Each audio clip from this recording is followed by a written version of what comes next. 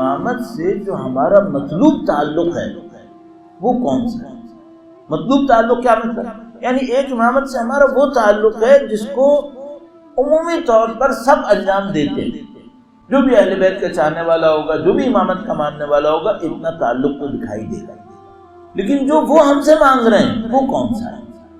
کئی چیزیں ایسی ہیں جو اگر ہم توجہ دیں تو ہمیں بہت آسانی سے سمجھا سکتی ہیں کہ نہیں اچھا تو ہے، کافی نہیں، اچھا تو ہے۔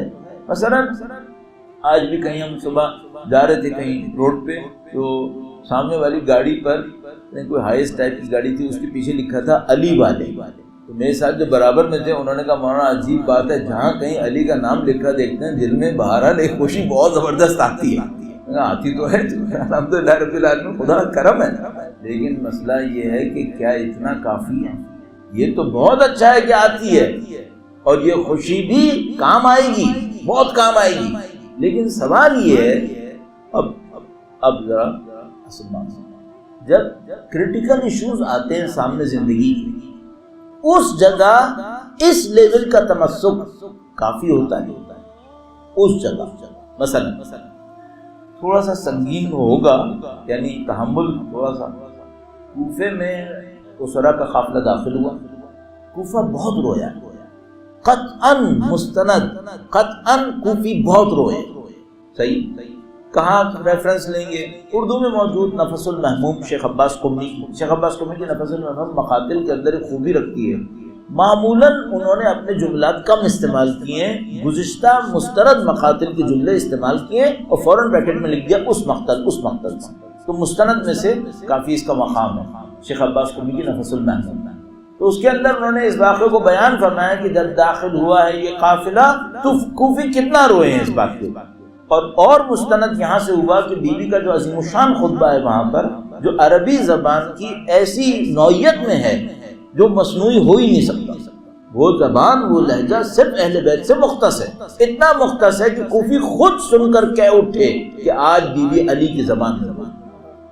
خود بیوی کا بھی روز کا رویہ اور لہجہ وہ نہیں تھا جو اس دن کا لہجہ ہے، اور تو جس طرح کوئی نہج البلاغہ کا خطبہ گڑھا نہیں جا سکتا، اس طرح بیوی کا یہ خطبہ بھی گڑھے جانے کے قابل نہیں، یہ گڑھے نہیں سکتا، یہ مصنوعی ہو ہی نہیں سکتا۔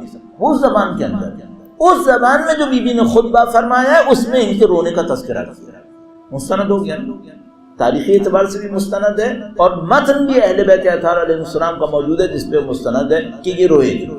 لیکن بیوی نے جو ان کو خطاب دیا وہ کیا؟ ان کے تمام تر گریے کے باوجود، نہ کہ کوئی یہ کہ میں گریے کی فضیلت کا انکار کرنا چاہ رہا ہوں، نہیں، میں گریے کی فضیلت کا کیوں انکار کروں گا؟ گریے کی فضیلت کے اوپر نہ ہو سینکڑوں تو کم سے کم دسیوں روایات ہمارے پاس موجود ہیں، لیکن سوال یہ ہے کہ محض گریہ کافی ہے؟ ہاں یہ کافی ہے۔ کیوں کافی نہیں ہے؟ یہ خطبہ ہمیں بتا رہا ہے کہ بیوی نے ان رونے والوں کے لیے جو القاب شروع میں استعمال کیے وہ اچھے القاب نہیں، وہ خطرناک القاب، جبکہ وہ لوگ رو رہے تھے اس موقع پر بھی، اور بیوی نے ان کے رونے پہ اہمیت نہیں دی اور ان کو پھر ان القاب سے یاد کیا۔ اور میں آپ کو کہوں گا کہ آپ جا کے ضرور اس کو دیکھیے، اگر رونا کافی نہیں ہے تو کیا کافی ہوتا ہے؟ کیا چیز ہوتی ہے جو ہم لوگوں کو اس کریٹیکل ٹائم میں، کیسا کریٹیکل ٹائم؟ جیسے کربلا کا موقع، جیسے امام کے ظہور کا موقع ہوگا، کچھ ساتھ دیں گے، بہت سارے لوگ ساتھ نہیں دیں گے، اس ٹائم پر کیا چیز بچاتی ہے؟ جو میں نے عرض کیا کہ کوفیوں کو صرف رونا کام نہیں آیا، جبکہ رونے کی فضیلت ہے، قطعاً فضیلت، ہمارے پاس پتہ نہیں کتنی روایات موجود ہے، میں نے آپ کی خدمت میں عرض کیا، کیوں کام نہیں آیا؟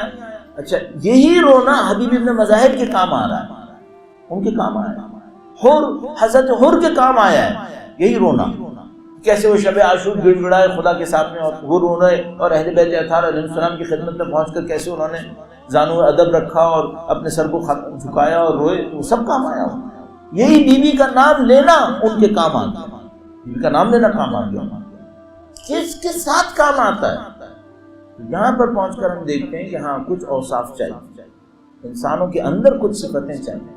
اور اب یہاں سے پھر دوبارہ اس ٹاپک کی طرف واپس آتے ہوئے، امامت سے ہمارا مطلوب رشتہ کیا ہے؟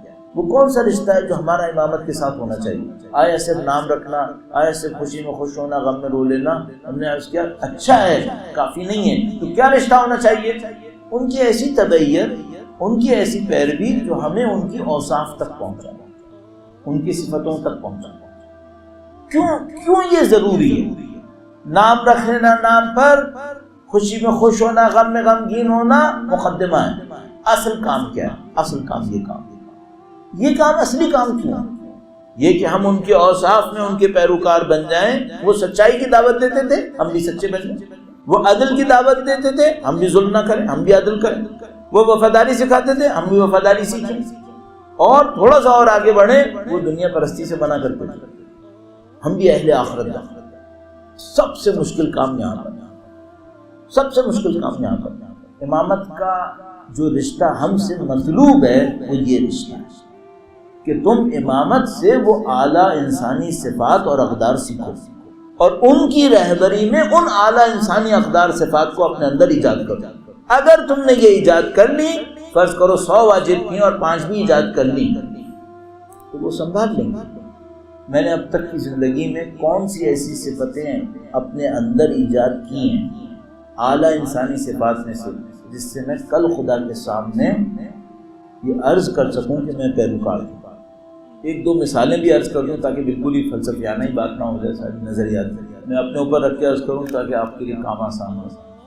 بہت معذرت کے ساتھ کیا جواب نہیں دیجیے گا، اللہ کا واسطہ کچھ اور ہی نہ ہو جائے۔ کیا میں معاشرے میں سچے ترین افراد میں شمار ہوں گا؟ اگر نہیں ہوا تو ایک صفت میرے ہاتھ سے نکل گئی، وہ کیا تھی؟ سچائی، میں گیا۔ دوسری بات، کیا معاشرے میں مجھے لوگ رحم دل انسان کے عنوان سے پہچانیں گے؟ اچھا، معاشرے کا کوئی بہت زیادہ اعتبار نہیں ہے، میں معاشرے کو اس لیے کہہ رہا ہوں تاکہ نیوٹرل انسان، اللہ کے اچھے بندے مجھے سچوں میں پہچانیں گے، اللہ کے اچھے بندے مجھے رحم دل پہچانیں گے، اللہ کے اچھے بندے مجھے وعدہ پورا کرنے والا پہچانیں گے۔ کون سی صفت میں مجھے جانتے؟ مثلا وہ کہیں گے مولانا کی زبان بہت تیز چلتی ہے۔ زبان تیز چلنا اعلیٰ انسانی صفت ہے؟ کون سی صفت ہے؟ مولانا کا گھر بہت خوبصورت ہے، جو ہے نہیں ویسے، لیکن اگر ہو یہ اعلیٰ انسانی صفت ہے؟ نہیں۔ اچھا، آپ اور میں اپنی کس اعلیٰ انسانی صفت میں اہل بیت کی شبیہ بنیں؟ ظاہر وہ تو نہیں بنیں گی، شباہت ہی کا ترین، چاہے 5%، چاہے 10%، چاہے 15%، کس میں؟ یہ وہ مطلوب رشتہ ہے، اور یہ وہ رشتہ ہے اگر اس میں ہم آگے بڑھ گئے تو پھر یہ سمجھ لیجیے ہماری کامیابی میں کوئی رکاوٹ نہیں۔ اصل معرکہ یہاں پر ہے۔ دیکھیے، قسم کھانا بہت اچھی بات نہیں، لیکن آپ کو بھی پتہ ہے کہ ہم قسم کھا سکتے ہیں کہ پیسہ کمانا معرکہ نہیں ہے، خدا نے اس معرکے میں نہیں بھیجا ہے۔ ہمیں خدا نے کس معرکے میں بھیجا جس کے لیے کہتا ہے فاستبقوا، سابقو، دوڑو، بھاگو، ریس لگاؤ؟ کس میں؟ کہتا ہے فاستبقوا الخیرات، نیکیوں میں دوڑ لگاؤ۔ نیکیوں میں کون سی چیزیں نیکی ہیں؟ اب جا کے روایات میں پوچھ لیں خیرات کسے کہتے ہیں؟ اچھا، ہمارے یہاں خیرات کہتے ہیں پیسہ دینے، نہیں، یہ خیرات نہیں ہے، یہ صدقہ ہے، اس کو ہم لوگ خیرات کہتے ہیں۔ خیرات کسے کہتے ہیں؟ نیکی کو کہتے ہیں۔ نیکیاں کیا ہوتی ہیں؟ قرآن کریم میں دیکھیں، بر خدا نے متعلق نے کسے کہا؟ بر، نیکی کسے کہا ہے؟ تو آپ جا کے دیکھیں گے ایسی ایسی صفات آئیں گی آپ کے سامنے، آپ کہیں گے اب شاید زندگی میں 2 دفعہ کیا ہو، لیکن اتنا کیا ہو کہ یہ میرے نام سے منسوب ہو جائے۔ یہ بھی ایک پوائنٹ ہے جو میں نے آپ کی خدمت میں عرض کرنا تھا۔ کوئی میں نیکی زندگی میں 1 دفعہ کروں، کیا برزخ میں اس نیکی سے میں پہچان لیا جاؤں گا 1 دفعہ کرنے پر؟ مثلا کوئی آدمی 1 دفعہ نماز پڑھے تو کیا اسے مصلی کہہ سکتے ہیں؟ قیامت میں مصلی کے نام سے اٹھایا جائے گا؟ نہیں۔ کیوں؟ دیکھیے ابھی مثال عرض کرتا ہوں، مثال نہیں، عینی شاہد۔ ظہر عاشور، ابو ثمامہ ساعدی، جن کا بیک گراؤنڈ اہل بیت کی چاہت پہ ہے جہاں تک مجھے سمجھ میں آتا ہے، ظہر کے موقع پر سید الشہداء کے سامنے آئے اور کہا کہ مولا ہم چاہتے ہیں آخری نماز آپ کی امامت پہ پڑھیں، یعنی شہادت پہ یقین ہے کہ ابھی چند منٹوں میں شہادت ہو جائے گی۔ نماز کے اتنے پابند ہیں کہ کہہ رہے ہیں نماز تو ابھی شہید تو ہونے والا ہوں لیکن نماز تو نہیں چھوڑوں گا، نماز تو پڑھوں گا۔ اور نماز کی اہمیت کو اتنا سمجھتے ہیں، امامت کی اہمیت کو، کہ کہتے ہیں مولا آخری نماز آپ کے پیچھے پڑھنے کو مل جائے گا۔ کتنے عقیدوں کے معتقد ہیں؟ شہادت کے معتقد ہیں، امامت کے معتقد ہیں، نماز کے معتقد ہیں، سب کے ساتھ جب انہوں نے جملہ ارشاد فرمایا، اب سید الشہداء کیا دعا ارشاد فرمانے، خدا تمہیں مسلمین میں سے قرار فرمائے۔ اللہ، مصلی بننا اتنا مشکل ہے کہ قیامت کے دن مسلمین کے لقب میں یہ اٹھایا جائے، اتنا مشکل ہے۔ اچھا میں سمجھتا میں اگر فجر کی نماز پڑھ لوں وقت پر تو میں نے بڑا تیر مارا، مصلی بن گیا میں۔ قیامت کے دن میں کن اوصاف پر اٹھائے جانے والا ہے؟ تو مثلا فرض فرمائیں اگر دنیا کے صالح لوگ مجھے سچا کہتے ہوں، قیامت کے دن میں سچوں میں اٹھا لیا جاؤں گا، الحمدللہ اگر ایسا ہو جائے۔ اگر میں دنیا کے صالح لوگوں کے درمیان رحم دل مشہور ہوں تو خدا تعالیٰ قیامت کے دن انشاءاللہ مجھے رحم دلوں میں سے قرار دے دے، اٹھا لے۔ یہاں پہ ہماری شہرت کس بات پر، ہم لوگ کس پہ مشہور ہیں؟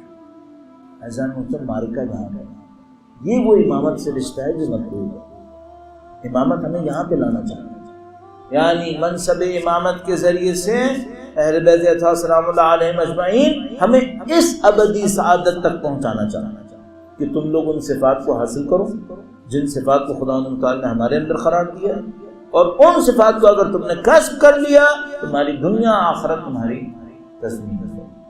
یہ مارکہ ہے۔